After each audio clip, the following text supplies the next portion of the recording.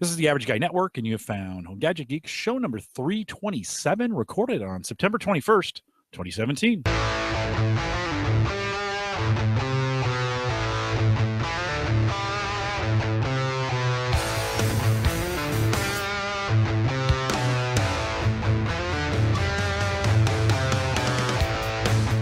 Here in Home Gadget Geeks, we cover all the favorite tech gadgets that find their way. News, reviews, product updates, and conversation, all for the average tech guy. I'm your host, Jim Collison, broadcasting live from the Average Guy studios here in actually really warm Bellevue, Nebraska. Hard to believe we had 90 today, and it's September 21st.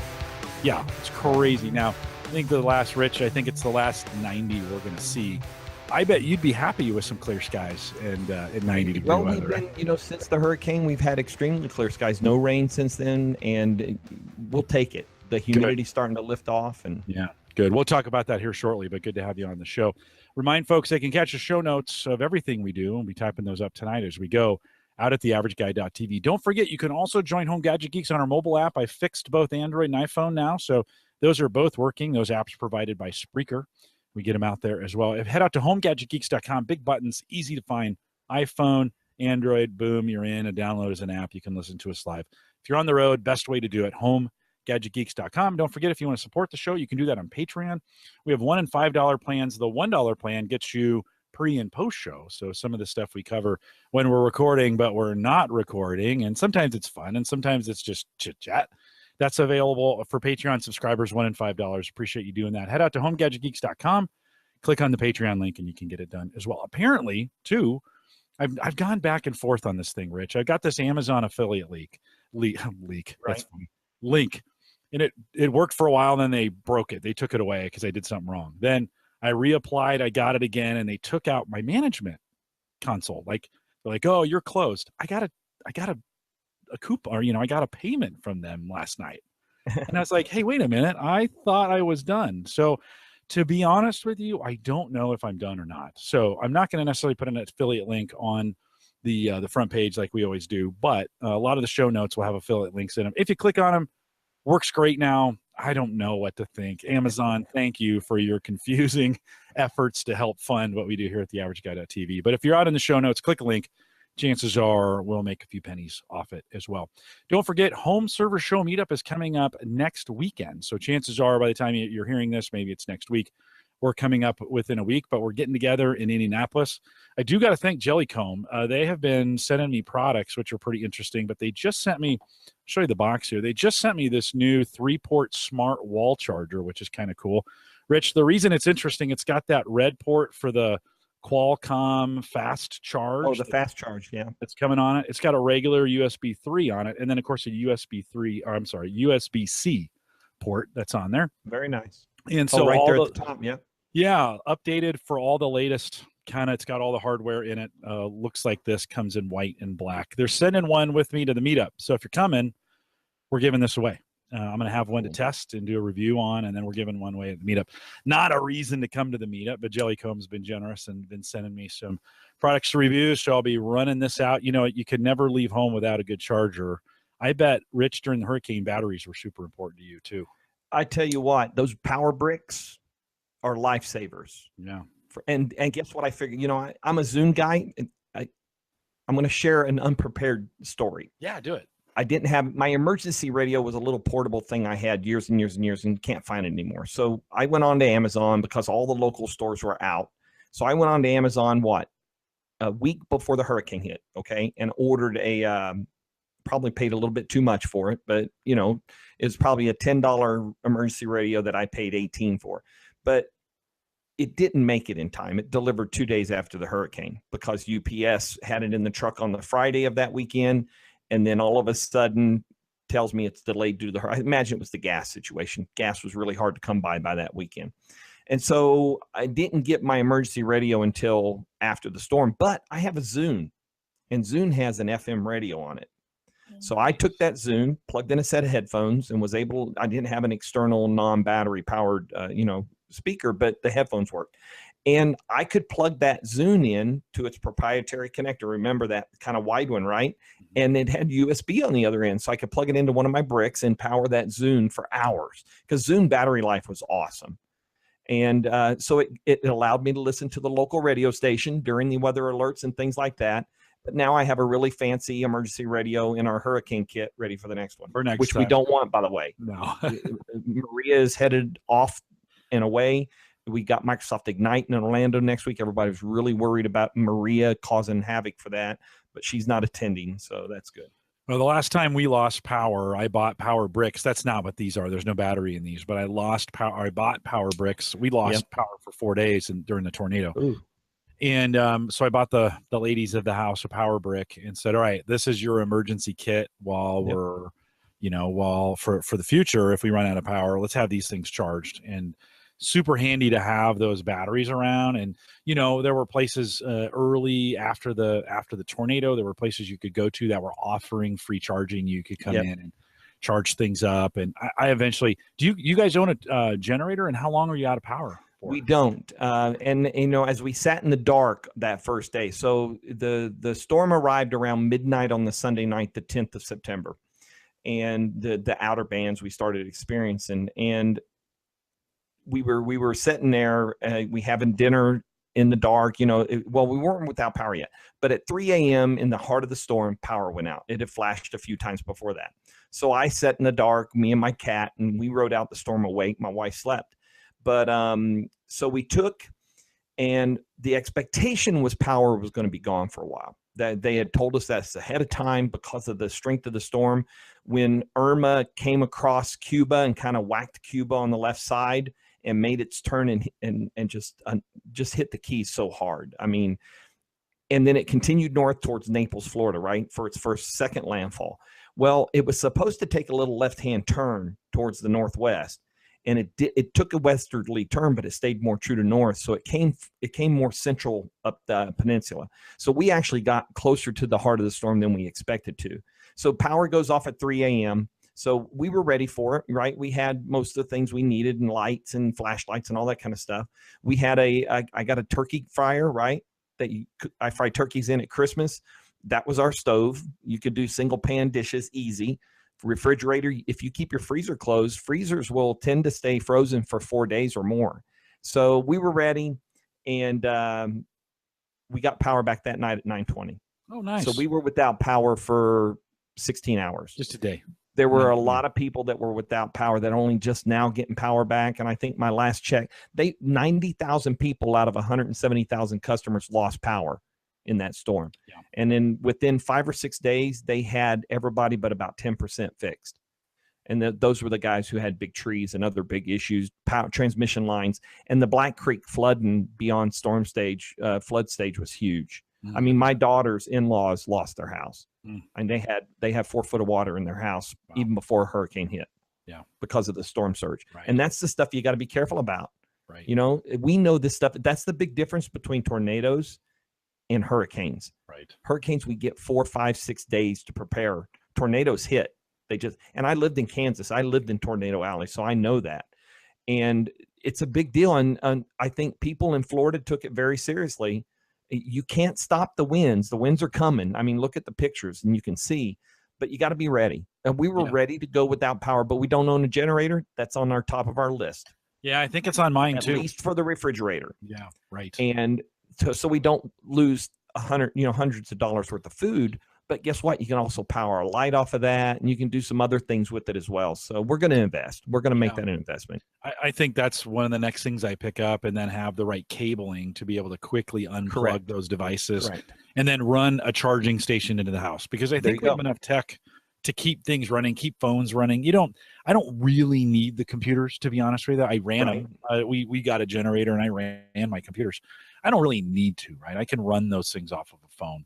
At least what I need to get done. I need to do in an interim on the phone. I can communicate, I can email, I can web, and I have I have UPSs on my stations here, and I can keep cable stays up. I can keep my router running for a while on that UPS, so that also helps keep some connectivity. But we lost connectivity.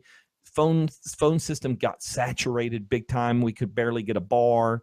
And we don't have great coverage here anyway with AT&T. It's just the nature of the beast. We have a microcell that runs via my cable data connection to help give us a little stronger signal for the phones. So that it was a mess. I mean, it really was. And up here, we were in Northeast Florida, 400, 500 miles from landfall down in the south.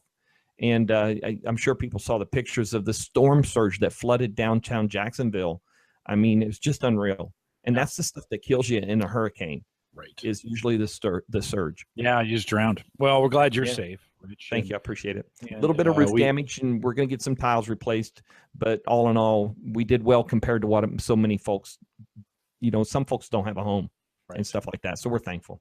Yeah. No, it kind of followed you through your podcast, Windows Observer, and you talked a little bit about that, both buckling down and then the after effect. Yeah, I recorded after I was kind of hunkered down on the Saturday afternoon. I said, "Oh, what the heck? Let's record a podcast." So didn't have anything else to do. No, it's great. Yeah. Well, in this week too, you think about those. With that last power outage, I did some work. I was trying to plug things in and realized I was overpowering a UPS that I had. Yeah. I think actually I damaged the battery in the process, so I'm going to need to replace it. It was old, and I need to do it anyways. So I've begun to go smaller on my UPSs and isolate them to units, right? So that in case of an emergency, again, because what I did is I pulled just the plug on the UPS and plugged it into the generator. Well, it was powering up too many things, right? And then the generator would shut down. And so I'm starting to think through like, okay, I really need to get some essentials. Like you mentioned the router, right? That needs to, and that can live on a battery for a while, right? Yep. And so I kind of want to get that isolated, and I should probably map it out a little bit so that I know, okay, I've got my modem, I've got my wireless router at a minimum, and maybe if I've got some networking things in there, I probably want all of those on a battery. I maybe want them on a strong battery, even though I'm not using it all the time, right? And so it's good for me. I was thinking all in one unit was great. It was one thing to have to deal with, but after the power outage, I was thinking, well, maybe I'll throw smaller device, smaller sectional, I've got the HP microserver here. That's now on its own UPS. I'm running the main PC here, the studio PC, and my Plex server on another UPS. And then I'm running all the networking equipment, modem, router, those kinds of things. I need to take that really off. I should probably get its own dedicated UPS. For your router and stuff, do you run that on a pretty good sized UPS, or is it's kind of one of those it's not a mini one. I mean, it's probably, I don't know, it's probably $100 maybe, $75. Yeah, it's one of those kind of $7,500 UPSs. It's not one of the high ends. Right. So, but I do get, and I've got two, so I don't have to run my podcast station during a power outage. Yeah. So I got that as a backup battery, basically, if I need it. But cable went out pretty quick afterwards, too. So we were kind of stuck with what we had on the phone. Yeah. I also have been thinking through, I've got some low power devices, the HP microserver, low power, right? I've got a little Dell 5030 or 3050. It's one of the little boxes that's like a Nook, low power, right? I've got a little Intel Nook, low power. I should probably be thinking about combining those together onto a single UPS. I could probably eke those out. Those have data on them and stuff. I might want to try and keep those running, for some length of time, or at least you can always recharge the UPS, change it over, recharge the UPS, with the generator. I'm leaning towards Honda makes this 1000 something 1000 that super quiet. Like you couldn't even hear it running in the backyard. Yeah, that's the other thing. You could hear the concert of generators throughout the day on Monday here in my neighborhood because of the outages that people had. But it's funny. Other Jim says his wife hates the beeping from the UPSs. Yeah. And in order on my one backup, in order to conserve the battery, I just turned it off. And I have one UPS that lets me silence that beeping. The other one doesn't. So I tend to turn it off and keep it in standby. It's pretty maddening when they all go. You're right. But talking tech and the tech we use in our homes, when these kind of events occur, you learn very quickly that there's one key element that you have to have in order to do anything, and that's power. And we're talking about just essentials. Now we're lucky, city water's pressure-based system, so we had running water. We did have a hot water tank full of hot water, which by the end of the day, it had kind of gotten lukewarm on us, and we took that shower, and it was 30 minutes later, power. We were laying in bed going to sleep at like 9:15 because what else are you going to do? And power flipped on. So I got up and watched the Monday Night Football debut. Nice. It got connected on the internet and caught up on us. You were surprised. We were hoping to have power back in 24 hours. You got it back in less. It came back so fast. Pretty Now, cool. we live in a neighborhood that all the transmission lines, all the electrical lines are buried. So there's nothing elevated to be knocked over by trees. But we're fed from that. But we also have a junior high school behind us that is the special needs shelter here in Clay County. And so they are also priority for power restoration as well. So that helps us, I think.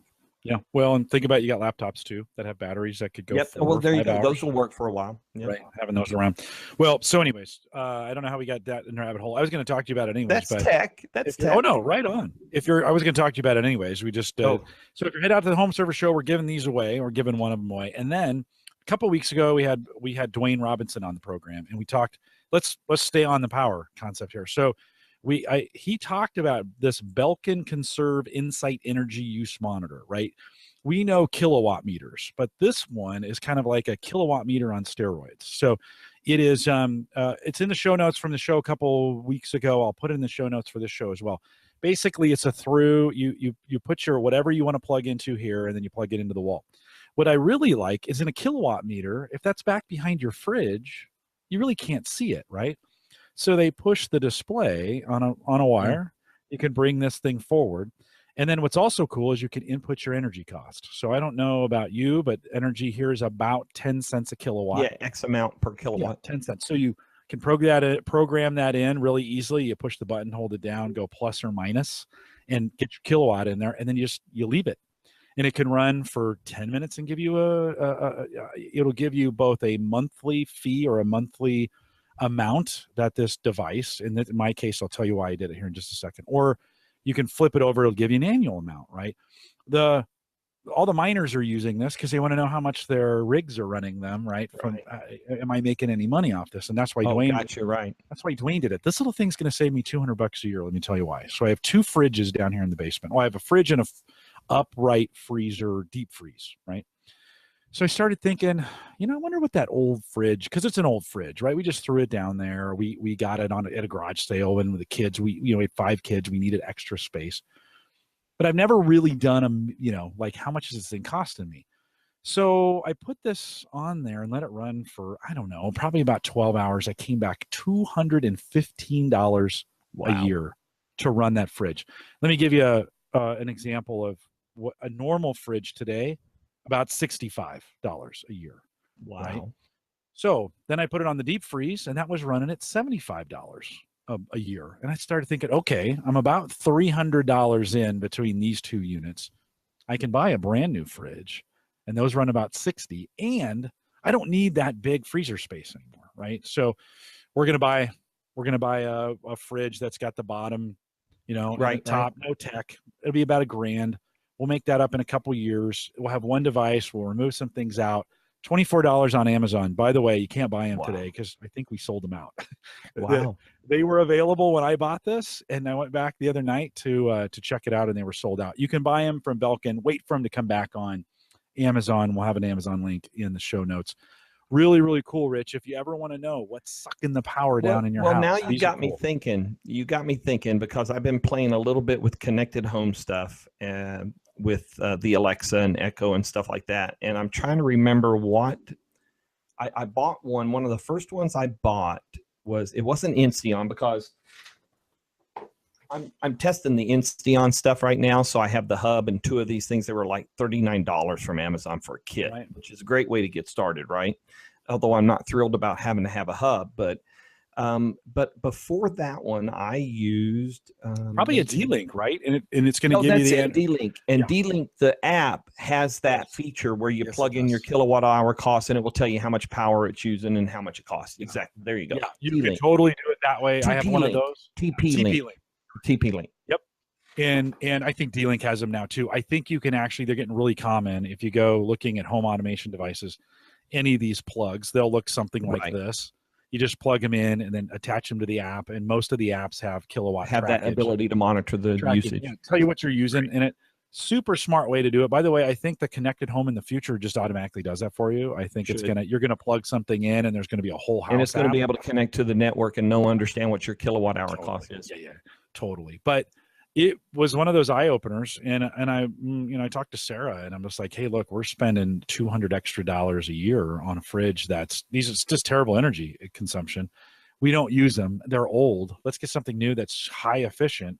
In 5 years, it's paid off for the most part, and she was like, absolutely. So Cool. if you're thinking about, if you've got, especially we've talked about mining a couple times, if you kind of want to know the total cost, those plugs, something like that, a great way to get it done, and a great little gadget. And I love the kilowatt meters; those are great. But I love being able to pull this out.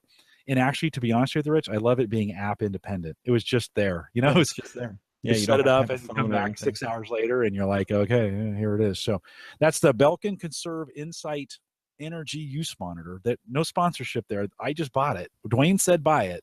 I bought it, and it's a good gadget to have in your toolbox. All right, Rich, welcome to the show. We already brought you in, but good to see you. Glad you're safe. I have been digging in with you at Windows Observer at the podcast. And I have enjoyed, by the way, thank you for what you do on the podcast. For listeners who still have not made their way over to Windows Observer, if you are not listening to that, you should be, because and if you're a Windows enthusiast, you have to. You sum up everything just the way I want it. No BS, no small talk. I'm not getting ads. Nothing about Blue Apron. It's just all Windows all the time. You should add it. You should put an ad or two in there, by the way. It's that good. I hope your numbers are that good. But thanks for doing that.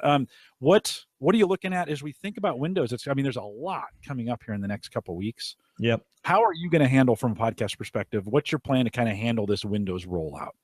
Well, and for those that may not be aware, and I'm sure your audience is, Fall Creators Update, right? Back in, when was it that Terry Myerson made that formal?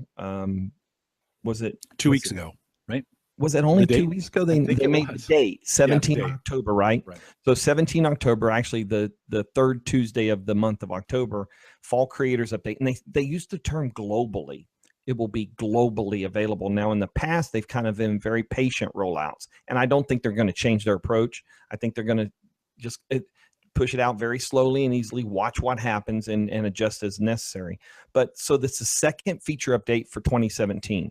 So this will actually be the fourth overall since Windows 10 released back in July of 2015 for the first time. So we had the November update, the anniversary update, the creators update back in April, and now the fall creators update. And so they're in the final stages and throes of getting this thing ready. In fact, last night at 11:15 East Coast time, they pushed out a fast ring build, kind of totally out of the blue. But they had a big issue. Last week, they released a build for testing 16288 that had a pretty bad bug in it for their own hardware. Surface Pro 3 users were shutting down their devices and then turning them on and not able to boot. Turns out it was corrupting one of the key boot files, and they eventually published on Wednesday of this week or Tuesday of this week, they pushed out a build 16291 and also a workaround for those users to fix what they had. They had to create a USB drive and do some things. And then they told I have a Surface Pro 3, by the way. I'm glad I didn't update. I held off. Yeah. And not every Surface Pro 3 suffered from this, but apparently a good number of them, but not enough, I guess, in their canary and internal rings to flag it. And so fast ring build, 3 days later, they pushed that same build to slow ring that spreads the audience out. And but they gave us a workaround with 16291 and then said that minimum this build it's fixed in builds 16294 or higher. And then last night at 11:15, build 16294 was pushed out. So I've already heard from people that it's fixed. It's not causing the issue anymore. So I get the feeling that we're really close on this being this build could very well be. They released a cumulative update for it today. So there was a cumulative update on fast ring devices. Yep. No documentation for it, unfortunately. Right. Something Microsoft is still continuing to not do very well. People don't like to install stuff if they don't know what it is. And so we're very close. 17 October will be here before we know it. That's just a few weeks away. Next week in Orlando, Florida, Microsoft Ignite is happening. That's the big IT pro kind of tech industry, 25,000 registered attendees. And they're doing Envision alongside of it. So Envision is kind of their business side, and Ignite is the IT pro dev kind of side. So there's going to be upwards of 31,000 people, I think, in Orlando for that 3 or 4 days. So it's going to be a busy week. I'm going down on Saturday. Got some pre-events to do. Actually get to do an MVP pre-day on Sunday, and get to sit in. We actually get to pick between Office 365, Windows 10, and some AI and machine learning stuff. But so this fall creators update is not real creative in the name ways, because they had the creators update in April and then they decided fall creators update. But flashback to this time last year, or October of last year, New York City Surface Studio launch, right? That's when we heard that the spring update was going to be called the creators update. And one of the big features they talked about was mixed reality and these headsets from the OEMs, right? And we've slowly been seeing that stuff trickle out now. I actually have the Acer here for playing around with, and you gotta have a system that'll run that thing. By the way, good video card. Video cards have gotten expensive thanks to miners. By the way, I want to say. No, I know, I know. I'm part of the problem. Okay. So, but anyway, so all these new features are coming for the fall creators update. It's those of you that are running Insider Builds, you've been seeing these features for months. And that's what, for somebody like myself and others who are knee deep in that stuff, you kind of forget what's new and what's not. I know. Because you've been using it for months. One of those for me is OneDrive Files on Demand. You know, we've been using that now since May timeframe. They announced that at Build, and we've been using OneDrive Files on Demand. So June, July, August, September, 4 months. It's kind of like normal for me, right? And so you got things like that coming out, mixed reality coming out. I've played in that portal.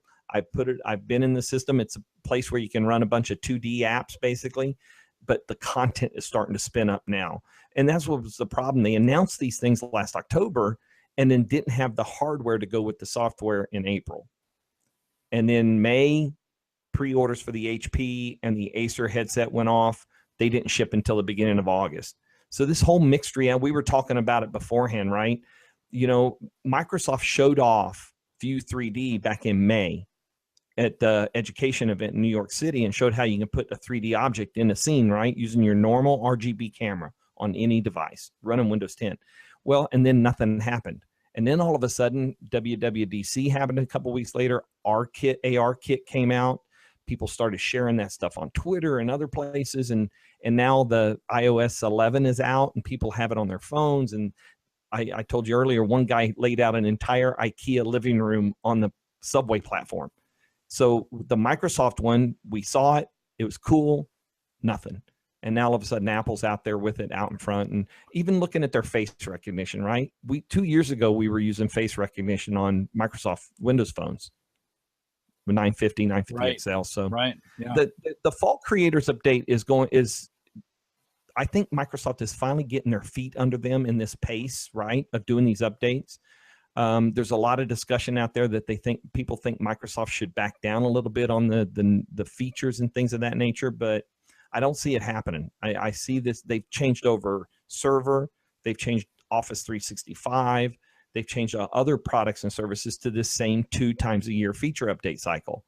And they're just kind of turning the whole company into this agile, every 6 months, we're going to be iterating. Yeah. So it's a lot faster than it used to be. Maybe gotten borably predictable. And, you're There's nothing wrong with that. No. I mean, stability is important. That's kind of what scared people off of Windows 10 was stability. Right. I wrote about privacy this week. There was a big blog post about some other privacy tweaks they're making with the fall creators update. Privacy was one of those big concerns people had when Windows 10 rolled out, let alone the shoving it down my throat to get the upgrade, right? Right. And Ed Bott wrote a great article this week about how Microsoft has taken a different approach now. They're not pushing the upgrades down people's throats. I mean, he even mentioned he had 2 systems in his house that hadn't upgraded yet. He had to go out and get the upgrade. So I think they're learning. I think they're realizing how to approach it. And, it's kind of like getting to that first service pack. Things are starting to click and things of that nature. But they are always, they add a lot of fluff updates to the system, right? So I'm talking about the little things like, cool feature, right? Didn't make the creators update, going to be in the fall creators update, where you can pin a user on your taskbar and then you'll see the alerts pop up over their head. Windows Timeline announced at build, not coming to fall creators update. So there's a lot of, and when you live in a pre-release software world, you see things that don't necessarily mean they're going to make the final product. And Windows enthusiasts are kind of tight about that. You know, when they call that there's much there. They call that a failed to deliver or whatever you want to call it. I don't. I mean, that's just Microsoft being very public about what they're working on. So they can do one of two things. We can go back to the Steven Sinofsky days of pure secrecy around what's coming in Windows and then just be surprised every 3 years. Or we can, you know, see what they're doing, watch what they're doing. And yeah, some of it's going to make it, some of it's not. My goal, my desire is having stability when that release comes out. I think that's important. You mentioned most of the major ones, emojis. There's a big emoji control panel. Yeah, whatever. What about link to your phone or link your phone? Have you messed with that much? I have extensively. I wrote a story a few weeks ago about this, and I called it Windows Timeline Lite. Because if you remember back at Build, and I think I've been on the show since Build, and we talked about this feature, it's really neat because it ties your whole ecosystem together. So if you're on Android, iOS, even Windows Phone, laptops, tablets, desktops, if you're tying it all together with a Microsoft account, so you're using Cortana, for instance, or now it's the Microsoft app. I think they call it on iOS and Android. You get some connectivity where I can actually share stuff directly to my PC from the phone rather than emailing myself a link or DMing myself a link or something weird like that. I can actually use the sharing feature on Android or iOS and say, send it to my PC. Then the next time I log into that PC, there's something in Action Center that, hey, you sent this to yourself, or do you want to, and we're seeing, what do they call it? I wrote it down. Pick up where you left off.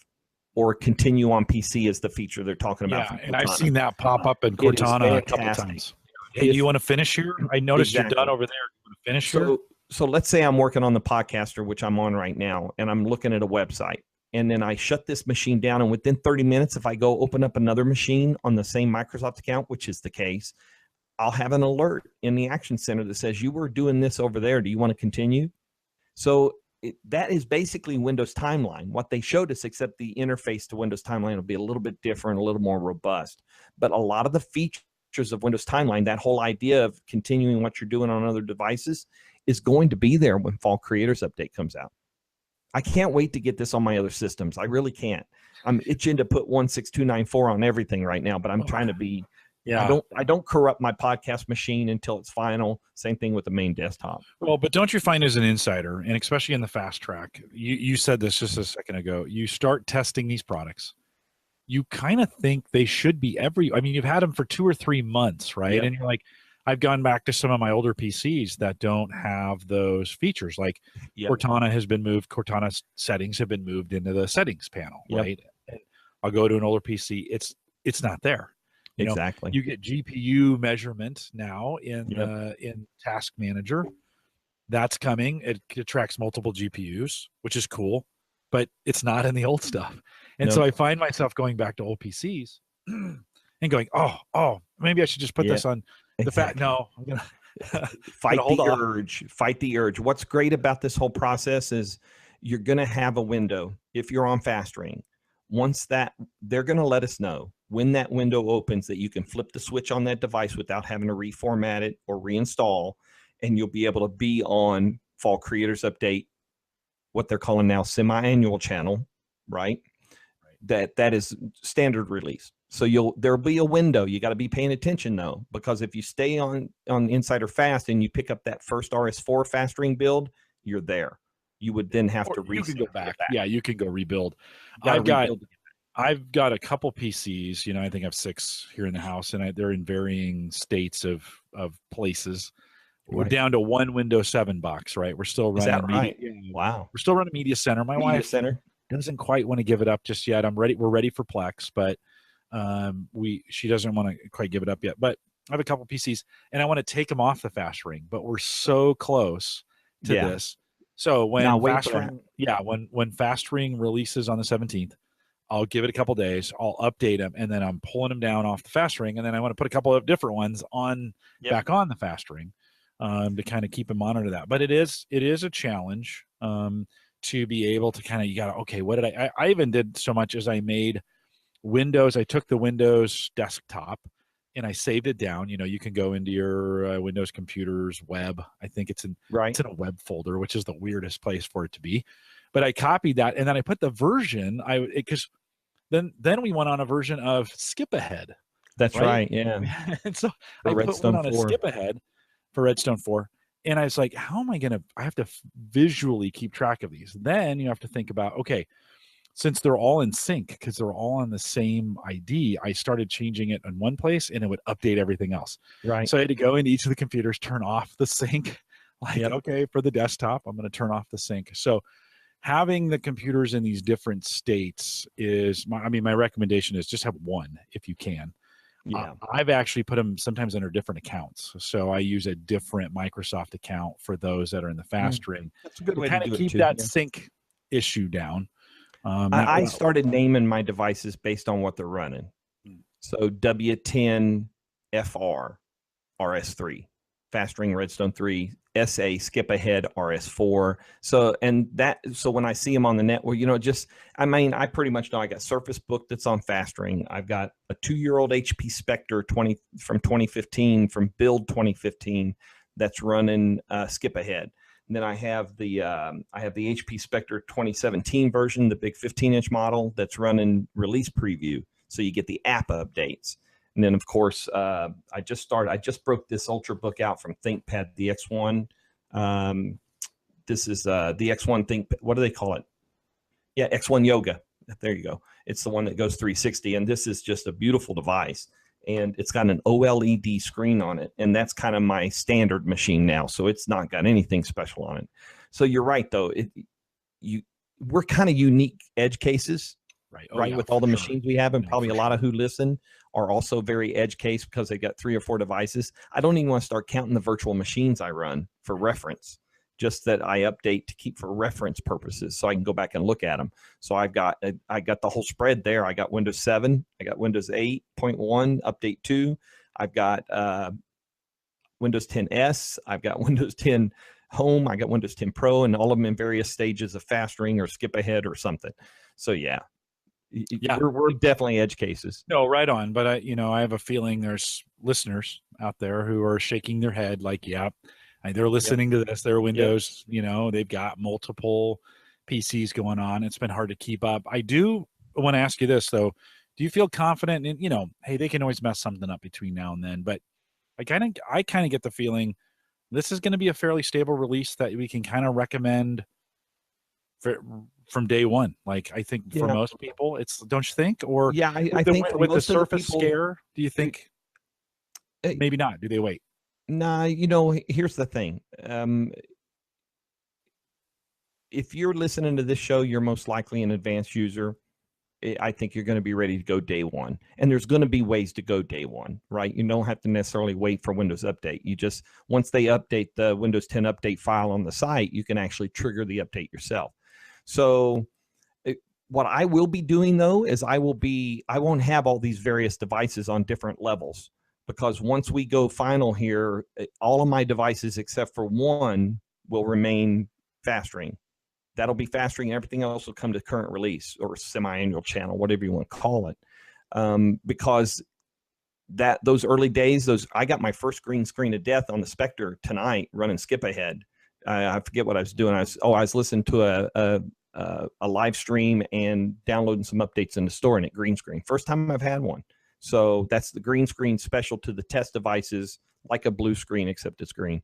So, I will trim down all this variety big time. And then maybe about 3 or 4 months into the development cycle, because Skip Ahead's going to stop. Eventually, Skip Ahead's going to become normal Fast Ring. So they just kind of got ahead of themselves. Yeah, no, I think they'll merge. Or merge. I think they they'll wanted just flip it into the pre-release branch. It's already pre-release branch. Right. It's just they're calling it Skip Ahead. Right, and everybody, if you want to join, it'll be like, all right, come join us on the everybody will be able to access Fast Ring. Yeah. Have you messed much with the story remix? We had Joel on 4 or 5 weeks ago. Oh, Joel, Joel is big on this stuff. Yeah. I had so much fun meeting Joel earlier this year at Summit. He's a great guy. Love Joel. Story remix. So this is something else we saw it build. Probably, in my opinion, got the most response during the Windows keynote. When the demo, what she did was she showed how she could take an object and anchor it into the video somewhere, and then that object would stay at that point. And one of the examples they gave was the soccer ball. So the young girl kicks a soccer ball, she puts a fireball on the soccer ball, and then she has an explosion when it hits the net, right? Well, those 3D special effects finally arrived a couple weeks ago in the Photos app.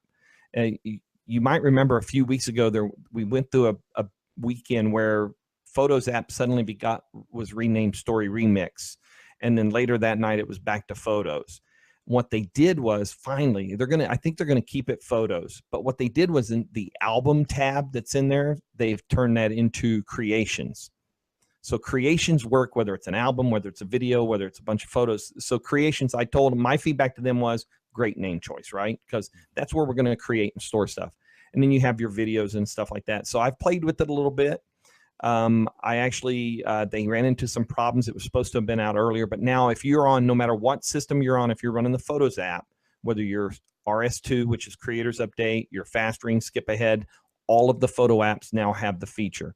And you go in there, you create a thing, you drag a video in there, and then you drag the video to the edit bar. I did a video on this on Supersite, so I've got it up on our YouTube channel.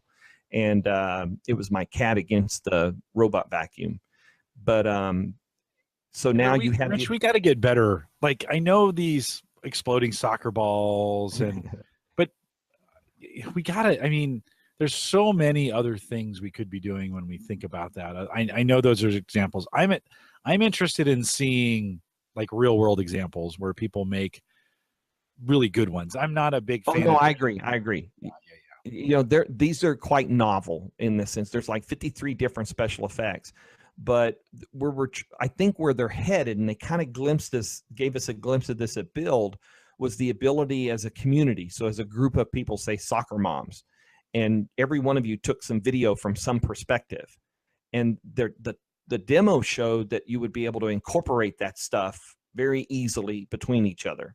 So if you're at contacts and then you say you upload the video and you say this is from the soccer match on the 2nd of November, and then everybody in that group would be able to pull that together and create a cut of a video from so many different perspectives, because that's where that becomes really valuable, I think.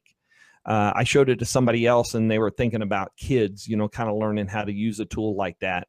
You know, that will be fun for them, and the tracking is not real good at this point in the beta stage. I attached an object to the vacuum that was rolling around the floor, right? And it didn't keep up.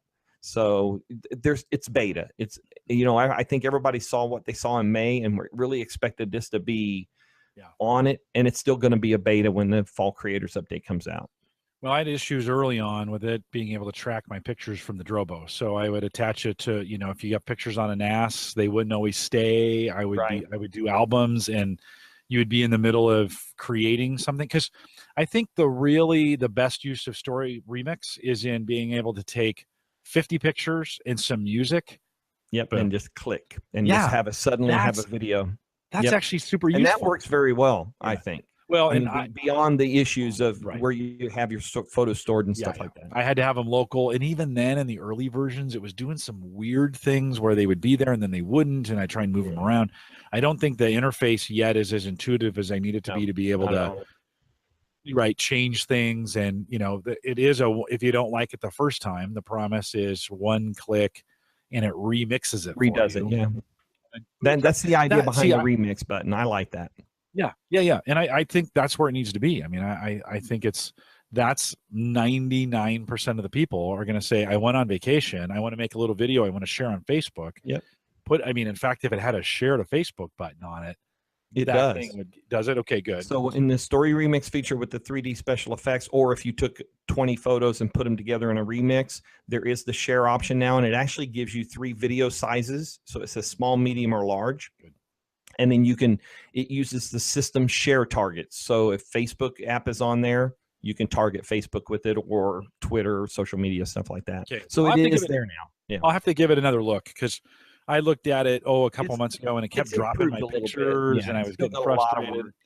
And then Still needs a lot of work. about that time is when they did the fork, and so they moved to They moved to Redstone They stopped 4. giving us all those features on Redstone 3. They backed us down to all the Right. all the normal current released for normal people versions of the apps. Yeah. No, you had mentioned, Rich, that you had moved your wife on your podcast had been on her iPhone. Her iCloud storage had filled up. Oh yeah. And then you made a change, getting her onto back onto OneDrive. I'm assuming you've got the 1 terabyte limit on OneDrive for Yeah, the we have family Office account. 365. So I share my Office 365 with her, so she has 1 terabyte of storage. So what you run into is on an iPhone with iCloud, you get 5 gigabyte of free storage. It's kind of like OneDrive, right? If you are not grandfathered in some way, you only get 5 gig of free storage. So what had happened was my wife has become quite the mobile photographer. She loves she's part of a Facebook group that does sky pictures, right? Or insects or flowers and things of that nature. So she's been taking a lot of photos. The first thing I did was I turned off that live photo thing because it's like 7 shots of one thing. Anyway, so she was 300 megabyte from filling up her 5 gig. And she kept showing me the phone saying, it's telling me I'm too full. It's telling me I got too much here. So I actually did a hands-on on this because I'd never done it before.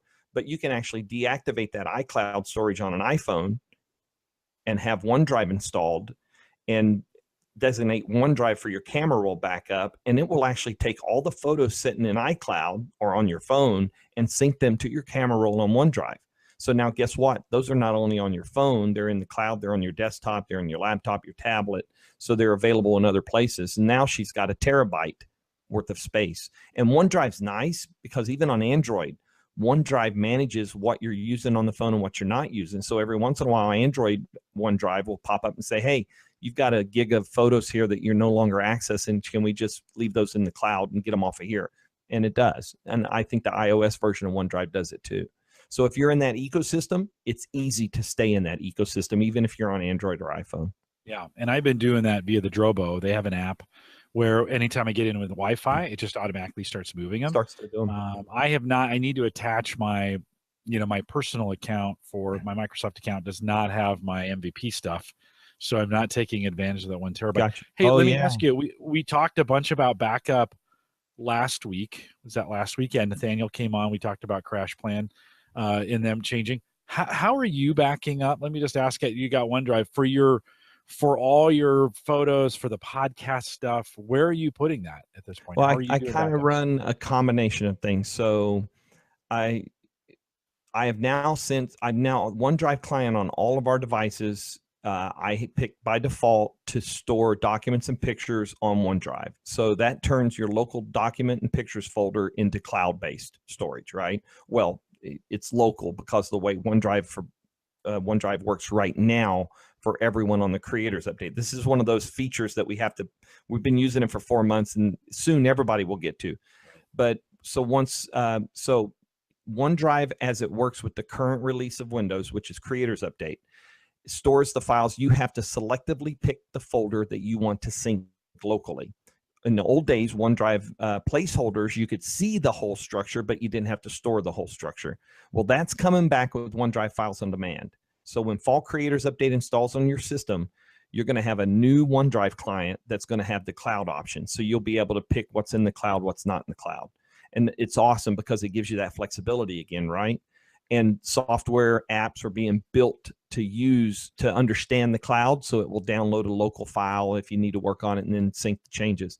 It's been working good for me. As a little hiccupy in the beginning when they first released it and there were some issues, and it went through one update where they weren't properly caching folder images and things of that nature, but it's working extremely well right now. And so OneDrive Files on Demand will allow you to control how much is stored on your local device. So I actually flip the switch for documents and photos to just be part of OneDrive. So when I open up File Explorer and I go to this PC documents, it's actually what's stored on OneDrive. If I go to pictures, it's what's stored on OneDrive. And then I also, just for the sake of it, I flip on the switch for screenshots to store them in OneDrive as well. And there's a screenshots folder. So now, because I use so many devices and I do so many screenshots, it's great because I do a screenshot and it goes to one folder. and it deconflicts the numbers, right? If in case the numbers are similar. I wish they would make that like your computer name screenshot and a number. That would be helpful, but I pretty much know when I'm doing this, and so I understand what I'm screenshotting. So I do that. So it's not a backup. I always tell people this when I talk about this. This is not a backup. OneDrive is a sync service. So if I delete something on one device, it's going to be deleted on all my devices, right? So it's not a true backup in the sense of backup. If you understand that, then you don't get too wrapped. And so if I take a computer, for instance, that's using the same OneDrive and I reformat it, it doesn't delete my photos off of OneDrive. It just, when you restore, you get it back. So I always tell people, I understand that's not a backup. It's a sync service, but we use it as a backup. But here in the house, right here on the corner of my desk, I have a Western Digital MyCloud. So I have a 3 terabyte MyCloud that's where I store the podcast at. That's where I store my archived photos that I don't have in OneDrive but I keep them here local. So if I had to run out of the house, I know one disk drive I'm grabbing because everything else is in OneDrive. You backing that up to the cloud anywhere? What's that? Are you backing I do not back that Western Digital out anywhere. So many backup purists would tell me that I'm not really backed up there because I don't have it somewhere outside the house or somewhere else in the cloud. And I could do that, but I've got a second MyBook connected to that does flash backups each night, differential backups. So I do have physical copies of that twice, but I've got to be able to grab those going out the door, or otherwise they would be a loss. So, when I get into these kind of discussions, my head starts turning and go, oh man, I really should get that stuff in the cloud somewhere just to have that off-site type thing. So, I mean, I don't think we have to have like 3 cycling disks that you rotate in and out like we used to do in the Navy, but I should have it in the cloud somewhere. Now, Western Digital, it's called MyCloud, but it's not really backing it into the cloud. It just means it's accessible through the cloud. So you're actually on an app and you're accessing the physical hard drive in your house just via the internet. So I guess I should do something like that, but I got a lot of data on there, man. That would take forever to upload. It would take a while. I had to redo my crash plan. Oh, by the way, let me just say on the podcast, last week I made a mistake, and Ernesto, thank you for catching that. You let me know on Facebook. We were talking about crash plan, and I had said there was a 5 terabyte limit on the business plans, and that's not totally accurate. You can only transfer 5 terabytes from your consumer version to your business version, and then it's unlimited from there. So just a retraction or a correction. Ernesto, thanks for jumping in on the Facebook group and letting us know. But yeah, Rich, you should think about some kind of system, I would think. But you're right. I mean, you probably have you think you got 3 terabytes of? Well, it's a 3 terabyte device, okay, and so maybe not 2 something. So I might have 1.75 gigabytes of space used up. So okay. Yeah, and that's going to take a while depending on your internet. I had 1.3 terabytes that I thought I moved over and I didn't. Ooh. And so I've been restoring those slowly over time, leaking. I have a 1 terabyte cap on my with Cox, and so I've been leaking. I have the same thing now with Xfinity. Yeah. Yep. Now I went in. I think another thing I might have said wrong the other week. I went in the other day to extend it to 500 meg, an additional 500 gig. Sorry, additional 500 gig, $30. Not terrible. If you think, that's not bad at all for that much space. And then an extra $50. I said it was 100, but an extra 50 puts me unlimited. So, it's kind of one of those things that's like, well, if I needed to, and I just needed to blast my connection in a month, I could call them and say, hey, put this on for a month, just crush the connection. Yeah. And then pull it off. The other thing, I bet if I did that, and when I went to go pull it off, I bet they would say, well, we'll cut you a deal. Hey, let me tell you, if you have never picked up the phone and talked to your cable company, if you're kind of getting all your services from them, you should, when you're not under any kind of obligation. I recently did the same thing and was able to negotiate. I upgraded to the Xfinity X1 system, right? The DVR, because I was on TiVo forever. I love my TiVos, but the X1 DVR is pretty decent. Got some apps on it. It runs through the Xbox without a problem. It's got the good recording features where I can record programs and rewatch them. It's got video on demand for the channels that support it. But I was talking to him about adding the X1 DVR to my system, which was, I think I have an equipment rental there. But we started talking about my internet and things like that. And we were actually, if they said, are you willing to do this for 2 years? Well, I'm not moving anytime soon that I'm aware of. So yeah, I can do a 2-year thing. And I actually reduced my overall bill by about $75 a month. But I got 150 megabit internet from 75. So I doubled my internet speed, and we've had the 1 terabyte cap. And then, I don't have extra TV channels. I don't need them. We don't watch that much TV, but, so pick up the phone and call them. Yeah. You know what? I think they're, in this day and age, they're willing to talk about those kind of things. It's helped me every time. Well, I've never gotten close to my cap, and I track it all the time. Either. I went over 500 once since they've been tracking it. 400 to 600 gig is kind of what I run. Now this month I'm going to push it because I've been watching this every day. I pushed, I went in and selected selective folders to push to crash plan. And then I've been watching, okay, how much is that going to be total? And how does that fit into the budget? I feel like I'm budgeting bandwidth, you're like, oh, am I going to run out? And you start projecting. And so I don't use that much beyond backup. And so I'll get this. I think I pushed about 700 of it up partly last month, some of it this month. Then I'll probably wait till 10 days to go in the month and see how I'm doing, look at the numbers, and then start it again. And I'll probably be able to finish it at the end of this month plus the beginning of next month. And then I'll be done. And then it's just a matter of kind of the normal sync activity that kind of gets done. But it was stream a lot. Do you stream a lot, like TV, movies, and things like that? Not a lot. No, like I said, we use 400 most. I think being an insider and having 4 PCs on the insider program, that can get a little expensive, right? Those are 4 gig every time you go to do something, and that's like once a week. So that's 12 gig. If I do them all, that's 12 gig. And I feel it's crazy, Rich, because I'm on one of the smaller PCs. It's got a smaller drive, and I physically need to clear off the last one before I can put the first one on, the next one. I'm fighting now with the 32 gig device. I just cannot. I just ultimately stopped trying to keep it in fast ring, and I'm just waiting out until I can get one last build on there. So I have actually, I don't have that much stored on my Western Digital. I guess I thought I was storing more, but I've got 160 gig of videos, 190 gig of photos, 44 gig of music, 140 gig of other. And I have 2.4 terabytes free. So, I've got room in my OneDrive for these files. Yeah, you could probably do it that way. Technically do it via OneDrive. Yeah. Yeah. What would be great is if Microsoft offered to watch your OneDrive and say there's sync and then there's backup. And it would, that you could designate, say, a folder that I don't ever want this folder to change. Or behind the scenes, they just begin to version them for you in a way that's more like backup. Well, there is some versioning. There's some, but I don't know if it's backup grade versioning. I need to kind of look at it. I think it's very kind of entry level. The ability to take a document that you may change, and retrieve that old days ago or something. No, I'm talking about, hey, let me version these. One version a week.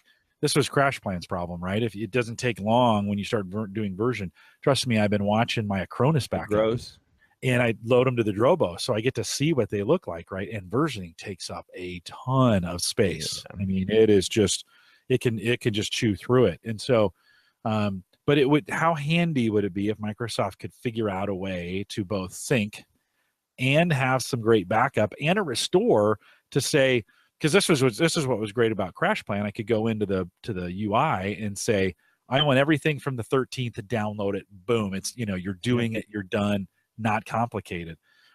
I think a little interface like that where they got your data already. Let's do a little more backup, just a little bit more, version some, and maybe tag on a little extra $4.99, $5 a month to do that. Well, there you go. And they're already turning Windows 10 into, we have the ability to sync so much of the OS setting wise, and OneDrive is there. And, they went through the whole rigmarole of how much OneDrive space you have, but, that's how Windows 10 does backup. It basically does file history. Right. So instead of restoring, and that's been one of the biggest upgrades I think about Windows 10 is that if I need to do a reset, guess what? I don't have to go find an ISO. I don't have to make a DVD. I don't have to make a flash drive. I go in and I hit reset and the process begins. And you get almost an out of the box experience. When you get back, you've got an old folder, right? You got a backup, but you can get rid of that. I think, unfortunately, I think Microsoft's consumer focus has changed a lot.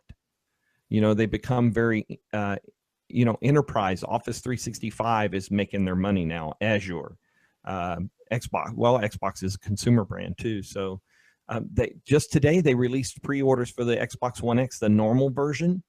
Amazon's already sold out of their initial inventory of just the standard console edition, not the Project Scorpio one that went on sale a few weeks ago. So they're doing, and they just elevated him, Phil Spencer, to the senior leadership team at Microsoft. So he's just been named an executive vice president, and now he is on that 15, 16 person leadership team, kind of like Satya's advisory panel kind of thing of what these guys do. So, I mean, and that graphics cards are used to do mining, right? Machine learning, AI type stuff. Right. What they're doing in gaming is lending itself to other things. I don't believe for a minute that Microsoft, and I'm looking forward to Satya's book, right? Hit refresh. It's no coincidence that it's coming out next Tuesday on the second day of Ignite. And they're doing orders. They're actually selling the book there at Ignite, in fact. They should give it away, to be honest. They should give it away. Well, he's given a special copy of that to every employee. Every full-time employee at Microsoft, 100,000 people, are getting a special edition version of that book as part of being an employee. Well, and I read Bill's book, Business at the Speed of Thought, that came out. That would have been 97, I think, 98, and had some really interesting introspection about how they missed the internet and some other things in there, but really began to get me thinking about what could be in business and it set me up actually to be way ahead on things when we think, like, way ahead of the concepts of SharePoint and some of the some of the sharing that we do now. His thoughts were way ahead of things at the time. And actually was fulfilled. A lot of what he was talking about was fulfilled by Google first. They did it with Google Drive and a lot of the things they did there. He had envisioned like Excel sharing, like these services that took Microsoft forever to get going. There's so much legacy code there. I wonder why that is always the case with them. That's kind of been their history. It's been tough. I don't know. I think it's because they get out ahead of things so early, and they write so much code early and it's hard to back out that legacy code and get. Well, they showed off a tablet PC years before anybody thought about 2002. I saw one in 2002. And then they didn't come to market. It's we see it even today. I mentioned it earlier. View 3D showed us that neat feature in May, then nothing. And now they're always going to be perceived as playing catch up. And now HoloLens out in front, right? They announced that, and they were doing that. Now you have mixed realities kind of following behind some of these other systems, Oculus and things of that nature. So, but it's cool. I've got VMs running in Azure Space right now. Do you? Doing stuff for me, and that's cool. You can rent GPU space. I looked at, and it's not, you would not mind this way, but you can rent NVIDIA GPU space on Azure right now. These big, gigantic banks of, I imagine they got a data center somewhere, and they're running, right? They're running these GPUs. Yeah, and all their servers, all their Azure data centers have the that FPGA in them as well that they use for the machine learning and AI. Right. Yeah, no, they talked about it to build last year. Really, really interesting. I don't know if they make a big enough deal about what they have available on Azure for those kinds of services. No, I don't think they do. And the thing is, and I think next week's going to be very interesting in Orlando at Ignite, because even though it's not a consumer focus, they're talking to enterprises and businesses and people, about all the connectivity and services that are online now in Azure. And don't forget, all of that has an impact on consumer services. What Microsoft is learning to do in the cloud with Azure is helping them run Xbox Live, right? Xbox Live is running in Azure. Windows 10, every build that gets pushed out, every update that gets pushed out is coming off of Azure. So they dog food at the speed of dog fooding. And, that being a term that you eat your own stuff to test it out. Right. And you know, so everybody kind of gets this idea that they don't focus on the consumer anymore. But just like an IT pro is a consumer first, we were talking about this before the show, right? An IT pro is a consumer first, and a lot of times they will take that consumer experience into the workspace and then look for a solution that fits, right? And Microsoft is kind of doing that with enterprise. Every step they make with enterprise, with Azure or secure, think about security with Windows 10, right? When we had the big the CC cleaner thing, right? That just happened this past week, where somebody actually got into the system, used a digital certificate to sign the code and put a backdoor, actually put 2 backdoors in the software. We learned today about a second one that was targeting about 20 business domains. Then you had the Petya and the ransomwares, right, that popped up. Windows 10 was a minute little blip on the radar for those things, whereas Windows 7, big time. Windows XP, yeah, people are still running it. Windows Vista, not as much. Guess what the difference is between Windows 10 and those other systems? Windows 10 on the consumer side, you can't turn off updates. On Windows 7, you can stop updates completely without any penalty beyond making your system unsecure. So, you know, people moaned about mandatory updates on Windows 7 or Windows 10, but I'm telling you, that's made that OS a safer OS. No, right on. Mark in the chat said he saw Linus building servers in Vancouver data center a while ago. The GPU cards without outputs just for calculating. And by the way, those have made their way, and I don't know how long they've been there, but those have made their way to Amazon. So you can now purchase GPUs, no outputs, and they'll say special mining edition or you know, whatever. And Amazon also just started charging by the second for the compute. Wow. Yeah, so they've actually taken the time frame down to second, and I imagine Azure will follow here pretty quickly. It's what's really cool, Rich. I was flying home, and I have a dual core, well, 2-core. Let's just call it that way. It's a 2-core Azure virtual machine out there, right? And on the plane, it's actually better for me, and it's in a data center in India, which is really cool. It's actually easier for me to just remote fire my computer and then get on the internet and then remote to that box.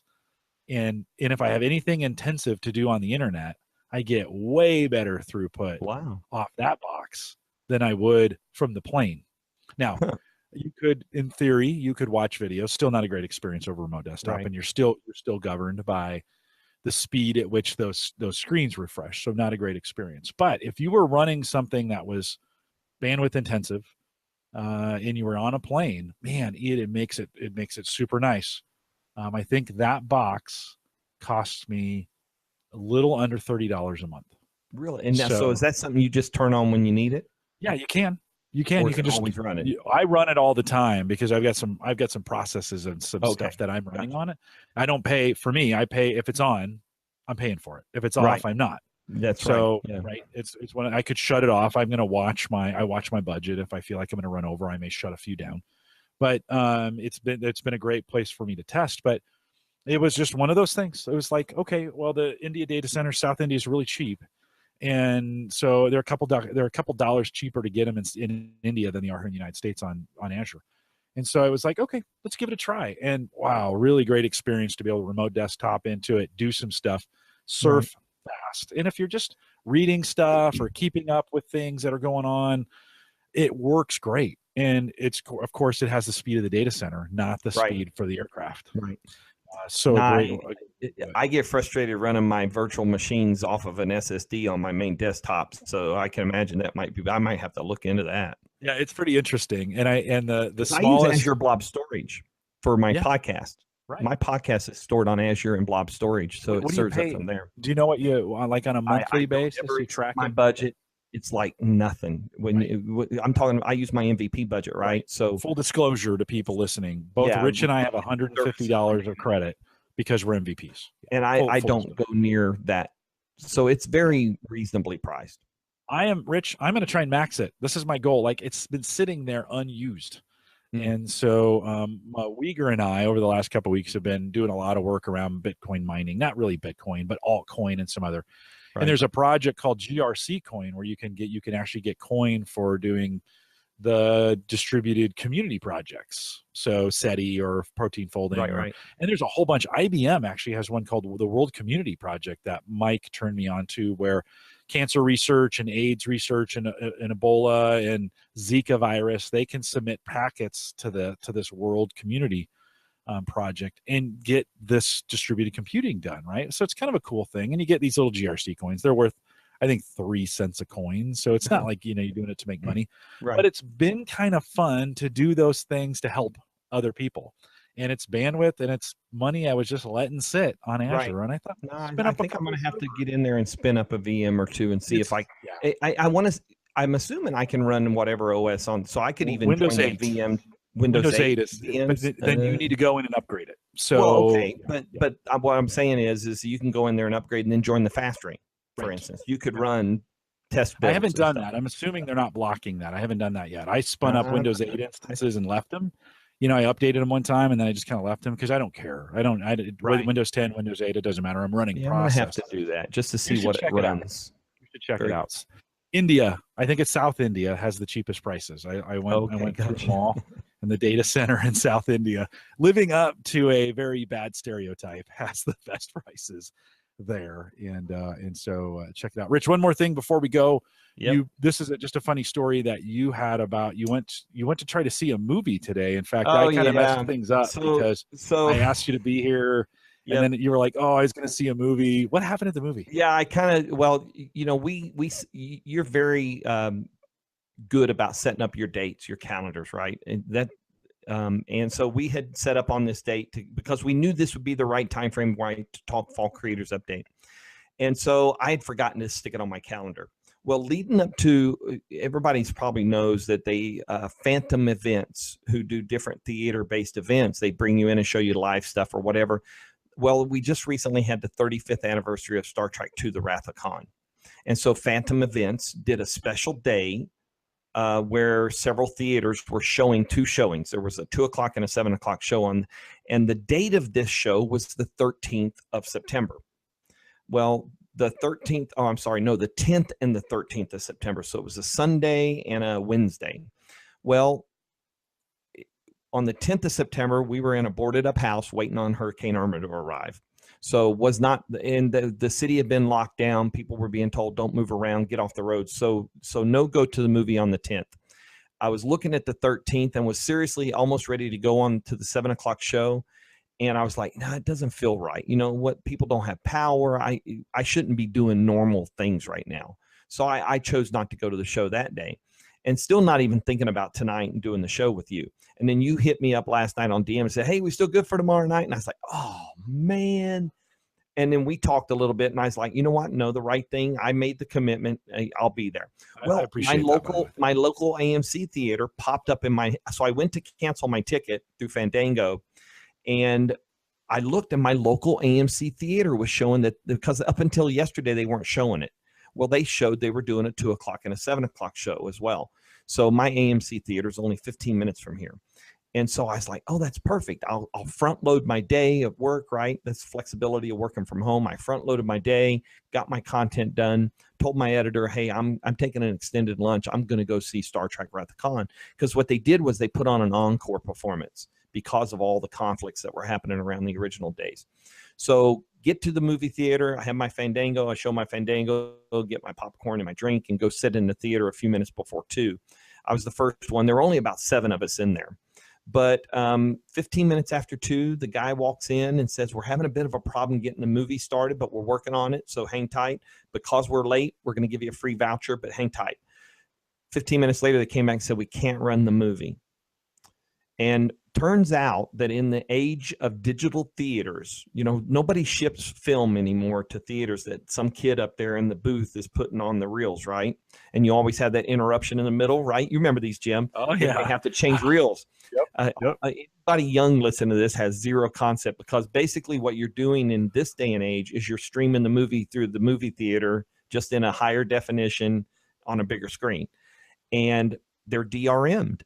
They have DRM protection on them as part of a means for the studio to be able to monitor how many times the movie theater runs the movie, because they obviously get paid based on, and they don't want them running free shows either.